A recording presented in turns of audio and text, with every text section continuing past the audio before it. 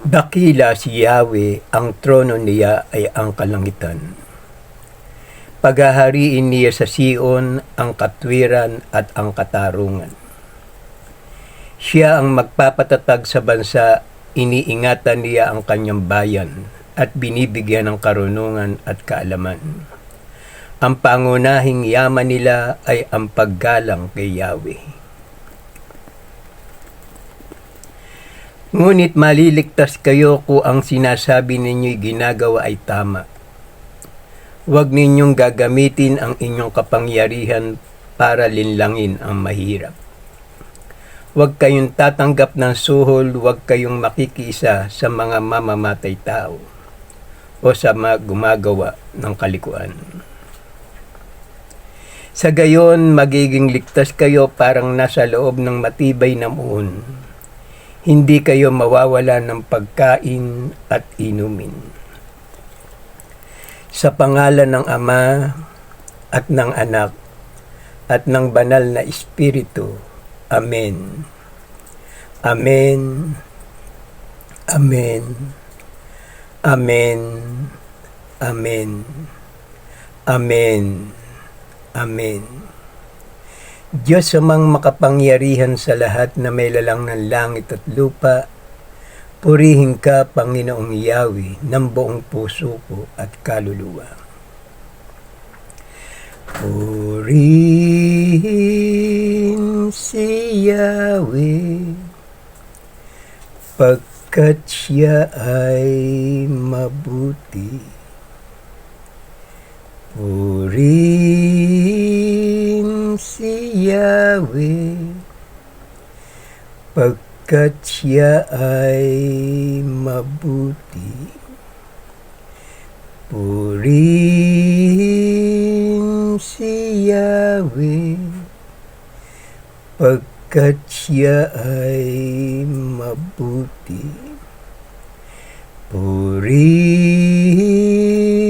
si Yahweh, pagkat siya ay mabuti. Purihin si Yahweh, pagkat siya ay mabuti. Purihin si Yahweh, pagkat siya ay mabuti. Purihin si Yahweh, pagkat siya ay mabuti.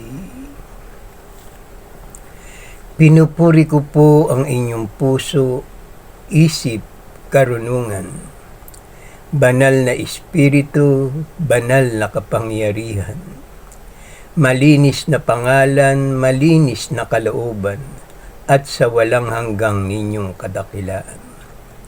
Ama, maghari nawa ang kapayapaan, kasaganahan, pagmamahalan, pagbibigayan, pagmamalasakit, pag-ibig at katarungan.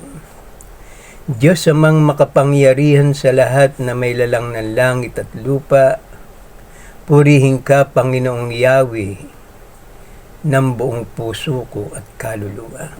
Sa Diyos ang siyang nagbibigay ng kaalaman sa mga taong humahanap sa Kanya. Kaya pinupuri ko ang dakila niyang pangalan. Amang Yahweh, Ama ko, yan ang kanyang pangalan. Tayo ay mananalangin sa dakilang lumikha upang ipadama sa inyo ang kagandahang loob ng ating Amang nasa langit. Ang aking pakay sa bayang ito, tayo ay magkaisa sa isang gawain na banal. Gawain na magpagsamba sa ating Amang nasa langit sapagkat ang gawain ito ay banal. Tayo ay lumapit na may malinis na kalooban, may malinis na puso may malinis na kaisipan. Ama, maghari nawa ang kapayapaan, kasaganahan, pagmamahalan, pagbibigayan, pagmamalasakit, pag-ibig at katarungan. Ang aking panalangin ay para tayo malagay sa magandang kalagayan. Kung tayo'y magkakaisa, ang bayang Pilipinas ay uunlad at gaganda ang pamumuhay ng bawat isang Pilipino na ang hangarin niya ay ang paggalang sa Diyos. Tayo na manalangin, buksan natin ang ating puso, ang ating isip, ang ating kalooban, upang dumaloy ang kanyang kapangyarihan at ang kanyang banal na pangalan. Ama namin na sa langit, sambahin nawa ang pangalan niyo, kayo nawa ang siyang maghari sa amin. Sundin nawa ang inyong kalooban dito sa lupa tulad ng sa langit. Bigyan mo kami ng pagkain kailangan namin sa araw na ito at patawarin mo kami sa amin mga kasalanan, para ng pagpapatawad namin sa nagkakasala sa amin. Huwag mo kaming iharap sa mahigpit na pagsubok, kundi layo nyo kami sa masama. Sapagkat sa inyo ang kaharian, kapangyarihan, at ang kapurihan magpasawalang hanggan. Amen. Purihin si Yahweh, sapagkat kung pinatatawad ninyo ang mga nagkasala sa inyo, patatawarin din kayo ng inyong amang nasa langit. Anak, sino ka man at saan ka man naroroon, magtatagumpay ka, pagkat siya ay mabuti. Ama namin na sa langit, sambahin nawa ang pangalan niyo, kayo nawa ang siyang maghari sa amin. Sundin nawa ang inyong kalooban dito sa lupa tulad ng sa langit. Bigyan mo kami ng pagkain kailangan namin sa araw na ito at patawarin mo kami sa amin mga kasalanan, para ng pagpapatawad namin sa nagkakasala sa amin. Huwag mo kaming iharap sa mahigpit na pagsubok, kundi layo nyo kami sa masama. Sapagkat sa inyo ang kaharian, kapangyarihan, at ang kapurihan magpasawalang hanggan. Amen. Purihin si Yahweh, sapagkat kung pinatatawad ninyo ang mga nagkasala sa inyo, patatawarin din kayo ng inyong amang nasa langit.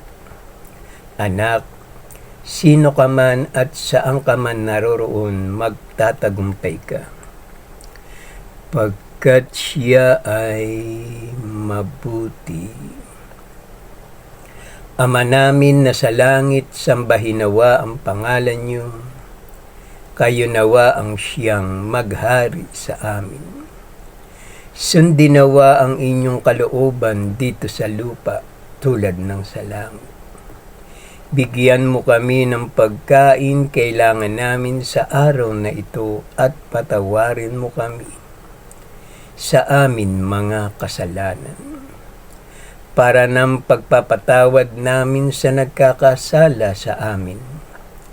Huwag mo kaming iharap sa mahigpit na pagsubok, kundi layo nyo kami sa masama. Sapagkat sa inyo ang kaharian, kapangyarihan, at ang kapurihan magpasawalang hanggan. Amen. Purihin si Yahweh, sapagkat kung pinatatawad ninyo ang mga nagkasala sa inyo, patatawarin din kayo ng inyong amang nasa langit. Anak, sino ka man at saan ka man naroroon, magtatagumpay ka, pagkat siya ay mabuti. Our Father who art in heaven, hallowed be thy name. Thy kingdom come, thy will be done on earth as it is in heaven. Give us this day our daily bread, and forgive us our trespasses, as we forgive those who trespass against us. And lead us not into temptation, but deliver us from evil. For thine in the kingdom, in the power, in the glory, forever and ever. Amen. Our Father who art in heaven, hallowed be thy name. Thy kingdom come, thy will be done on earth as it is in heaven. Give us this day our daily bread, and forgive us our trespasses, as we forgive those who trespass against us. And lead us not into temptation, but deliver us from evil. For thine in the kingdom, in the power, in the glory, forever and ever. Amen. Our Father who art in heaven, hallowed be thy name. Thy kingdom come, thy will be done on earth as it is in heaven. Give us this day our daily bread, and forgive us our trespasses, as we forgive those who trespass against us. And lead us not into temptation, but deliver us from evil. For thine in the kingdom, in the power, in the glory, forever and ever. Amen. Ama namin na sa langit, sambahin nawa ang pangalan niyo, kayo nawa ang siyang maghari sa amin. Sundin nawa ang inyong kalooban dito sa lupa, tulad ng sa langit. Bigyan mo kami ng pagkain kailangan namin sa araw na ito, at patawarin mo kami sa amin mga kasalanan, para ng pagpapatawad namin sa nagkakasala sa amin. Huwag mo kaming yarap sa mahigpit na pagsubok, kundi layo nyo kami sa masama. Sapagkat sa inyo ang kaharian, kapangyarihan, at ang kapurihan magpasawalang hanggang. Amen. Purihin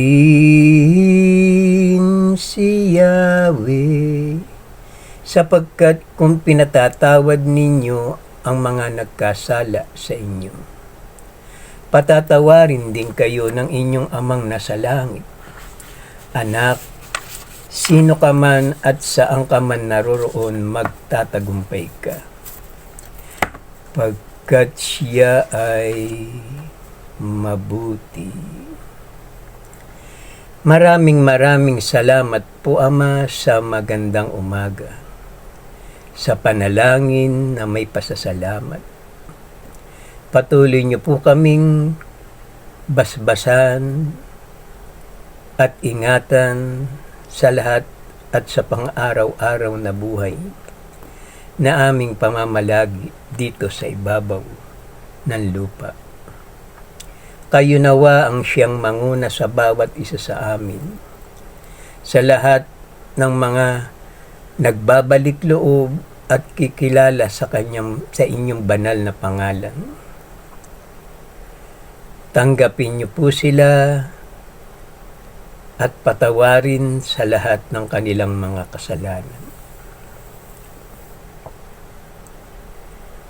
Maghari nawa ang kapayapaan, kasaganahan, pagmamahalan, pagbibigayan, pagmamalasakit, pag-ibig at katarungan.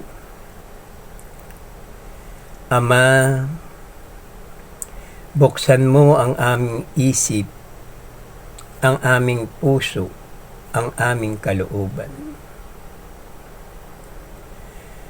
Mapuspos nawa kami ng habag at kapayapaan at pagkalinga ng ating amang si Yahweh na nasa langit. Siya ang ating ama na paglilingkuran habang tayo'y nabubuhay at kung tayo'y sumakabilang buhay.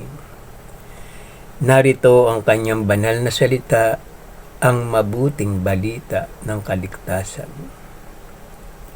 Buhay, una ngayon at magpakailanman. Ama,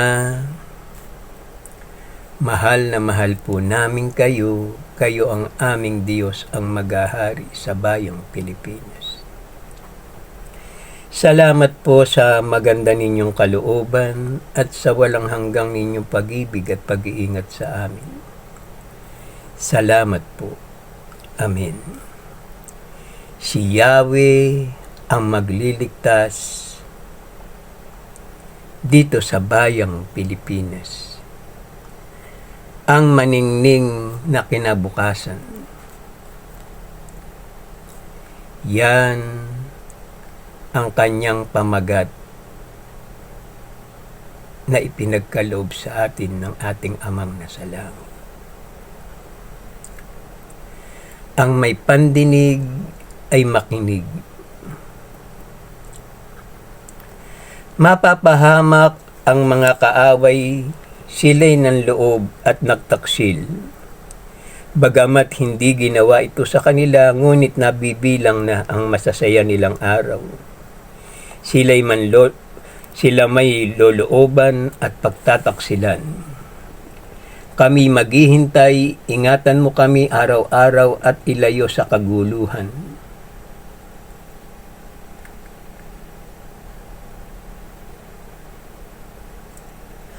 Pag ikaw ay nasa panig namin, tumatakas ang mga kaaway. Dakilang Yahweh, dakila si Yahweh, ang trono niya ay ang kalangitan. Paghahariin niya sa Sion ang katwiran at ang katarungan. Kahabagan mo kami, Amang Yahweh. Kami maghihintay, ingatan mo kami araw-araw at ilayo sa kaguluhan. Ang kayamanan nila'y malilimas parang pananim na dinaanan ng balang. Siya ang magpapatatag sa bansa, iniingatan niya ang kanyang bayan at binibigyan ng karunungan at kaalaman. Ang pangunahing yaman nila ay ang paggalang kay Yahweh. Ang matatapang ay napasasaklolo. Ang mga sugumpang kapayapaan ay naghihinakpis. Ang tigang na lupa'y waring nagluluksa, ang kagubatan ng Libani parang dahong nalalanta.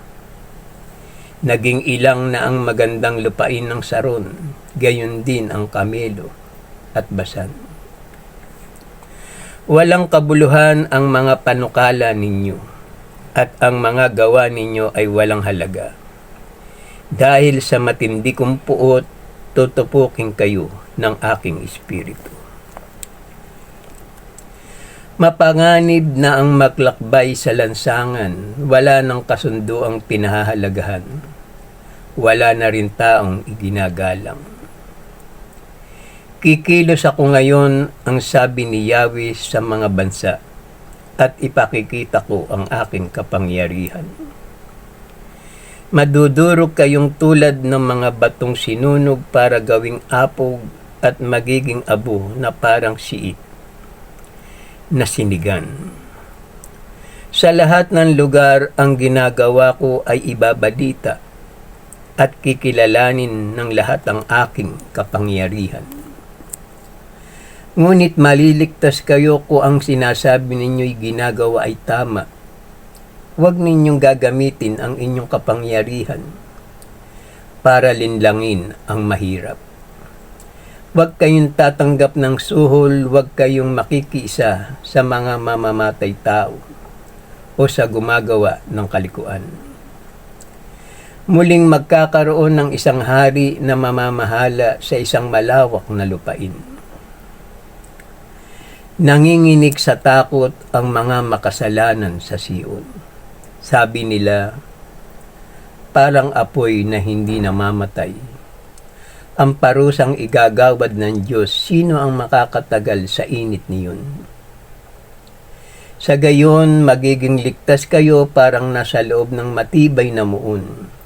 Hindi kayo mawawala ng pagkain at inumin. Mawawala na ang mga kinatatakutan mong mga dayuhan, tiktik at maniningil ng buwis. Mawawala na rin ang mga palalong dayuhan na hindi mo maitindihan ang sinasabi. Ang kaningningan ni Yahweh ay iyahayag sa atin. Maninirahan tayo sa baybayin ng malalawak na ilog at batis na walang makapapasok na sasakyan ng mga kaaway. Ngayon, tulad mo'y mahinang barko, di mapigil ang palo, ni mailadlad ang mga layag. Masdan mo ang Sion, ang pinagdarausan natin ng mga kapistahan. Masdan mo rin ang bayang Pilipinas, mapayapang lugar, magandang panahanan. Ito'y parang matatag na tolda, ang mga tulos ay malalim na nakabaon at ang mga lubid ay hindi nakakalagim. Pagkat si Yahweh ang ating hukom, siya ang mamamahala, siya rin ang hari sa ating magliligtas. At wala nang daraing doon na may sakit siya. Sila'y patatawarin sa kanilang pagkakasala. Ang mabuting balita ng kaligtasan. Ang wika natin. Amen. Sa ating Diyos ang kapurihan, kadakilaan, karunungan. Pasasalamat, karangalan, kapangyarihan, kalakasan. Katarungan, pagmamahalan, pagmamalasakit at pagtatagumpay ngayon at magpakailanman. Amen. Maghari nawa ang kapayapaan sa bayang Pilipinas at maging sa buong sanlibutan. Araw-araw mong ipahayag ang aking banal na salita, upang ang lahat na makakita sa gawaing ito ay maligtas. Upang papurihan natin ang ating amang si Yahweh ng buong puso at kaluluwa. Salamat po. Amen. Ito ang gawain na may pasasalamat sa Diyos, kung tayo'y mananalangin at hihingi sa banal niyang pangalan. Masasabi natin sa ating mga labi, maraming salamat po sa maganda ninyong kalooban. Mga anak, mga kapatid, kung mananalangin tayo sa Diyos, sabihin natin, sa pangalan ng Ama at ng Anak at ng Banal na Espiritu. Iwika natin sa ating mga labi ang 7 Amen. At manalangin tayo ng 3 Ama namin bago matulog, paggising ng umaga, 4 na Ama namin. Kailangan bukas ang ating isip, puso at kalooban upang dumaloy ang kanyang kapangyarihan kung karamdaman kung anumang pagsubok ay agad niyang ipagkaloob sa inyo upang inyong mapagtagumpayan. Huwag kayong mahihiya sa ating Amang nasa langit, sapagkat ang ginagawa ninyo ang nakalulugot sa kanyang harapan. Kaya mga kapatid, magulang, mga mahal na kaibigan, magbalik loob tayo sa ating Amang nasa langit, sapagkat iyan ang ipinahayag ng inyong puso, isip at kalooban. Salamat po Ama sa maganda ninyong kalooban, patuloy po ninyong kahabagan at patawarin ang lahat ng tumatawag sa inyong banal na pangalan. Amang Yahweh, Ama ko, iyan ang kanyang pangalan. Sa lahat ng nakakita ng bidyong ito, mag-like, comment, and share at mag-subscribe po tayo. Para ang susunod na video ay agad ninyong mapanood, i-share natin ito sa ating mga mahal na kaibigan. Kakilala sa ating mother, father, sister, and brother upang sila man ay makasamba sa ating Diyos na buhay para ang pagpapala at biyaya sa loob ng inyong tahanan sumagana, siksik, liglig, umaapaw pa. Ito ang gawain na may pasasalamat sa Diyos. Halina mga kapatid, lumakad tayo sa liwanag na patungo sa ating Amang nasa langit sapagkat Siya ang pinagmumulan ng lahat ng ating pangangailangan. Biyaya sa araw-araw, pag-asa, pagmamahal, kapatawaran, at katarungan, pag-ibig at pagtatagumpay ngayon at magpakailanman. Binabasbasan ko kayo sa pangalan ng Ama at ng Anak at ng Banal na Espiritu. Amen. Amen. Amen. Amen. Amen. Amen. Amen. Pinupuri ko po ang inyong puso, isip, karunungan. Banal na Espiritu, banal na kapangyarihan. Malinis na pangalan, malinis na kalooban, at sa walang hanggang ninyong kadakilaan. Ama, sa umagang ito, kayo po ang siyang manguna at magbigay sa amin ng tamang daan na patungo sa inyo. Sa aming paglalakbay dito sa ibabaw ng lupa, kami mga steward ng manlalakbay. Binigyan mo kami ng buhay. Maraming salamat po, Ama, sa ipinagkaloob niyo sa amin. Espiritu at katawan lupa. Kaya kami ngayon ay naririto sa ibabaw ng lupa dahil mahal niyo po kami at kayo lang ang aming Diyos ang magbibigay sa amin ng tamang daan na patungo sa inyo, diyan sa inyong kaharian. At sa lahat ng nakakita ng bidyong ito, patnubayan nawa kayo ng ating Amang nasa langit, sapagkat ang lahat ng bagay ay hayag sa paningin ng ating Amang nasa langit. Lagi nyo lamang tatandaan, mga anak, mga kapatid, mga magulang,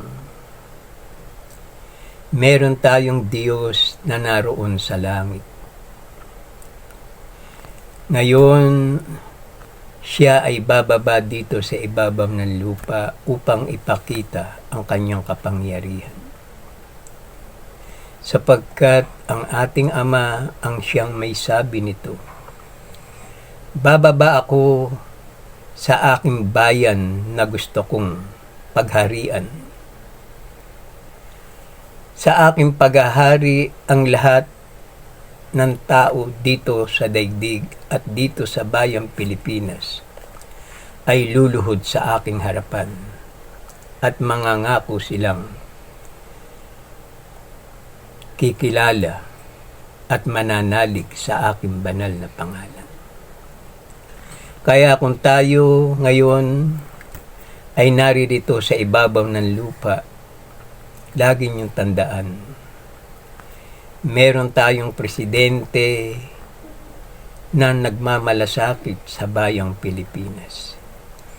Yan ang ating presidenteng si Ferdinand Bongbong Marcos Romualdez Jr. Sapagkat ang kanyang pamamahala dito sa bayang Pilipinas ay kaloob ng ating Amang nasa langit. Sa mga nagdaang taon, ilang presidente ay walang nagawa sa ating bayan. Puro na lang sila pagpapapogi, points, o pagpapaganda ng kanilang mga ginagawa na ang hangarin nila ay ipahamak ang ating mga kababayan. Ngayon, ito na ang panahon upang igalang natin at kilalanin natin ang ating presidente na si Bongbong Marcos. Mula sa kanyang ama, nung nanunungkulan pa dito sa ibabaw ng lupa, dito sa bayang Pilipinas. Napakamura ng bilihin ng panahon na yun. Dahil ang kanyang puso ay nasa Pilipino, nasa mamamayang Pilipino. Kaya ako laging sinasabi at binibigyan ng karangalan ang kanyang pangalan, sapagkat totoo ang lahat ng aking sinasabi sa inyo. Totoo ang ginawa niya na paglilingkod dito sa bayang Pilipinas. Pag ikaw ay gumagawa ng tama, naroroon ang paninira para silang mga bakal na kinalawang. Ang mga taong naiinggit at walang magawa sa buhay, puro paninira at panlalait sa kanilang pangalan. Kaya ang ating presidente, nung panahon na yun, ay nasa panig niya ang ating Diyos, na ating amang si Yahweh. At ang kanyang asawa na si Ginang Imelda Romualdez Marcos, patnubay ng Diyos sa kanilang mag-asawa, ay tunay na paglilingkod sa bayong Pilipinas. Noong panahon na yon, maliliit pa si Irene, Bongbong at si Amy. Sila'y mga bata pa noong panahon na yon, kaya ang ginagawa ng kanilang ama, marahil nakikita nila na ang ginagawa ng kanilang tatay na si Ferdinand Edrelin Marcos ay tunay na paglilingkod sa bayang Pilipinas.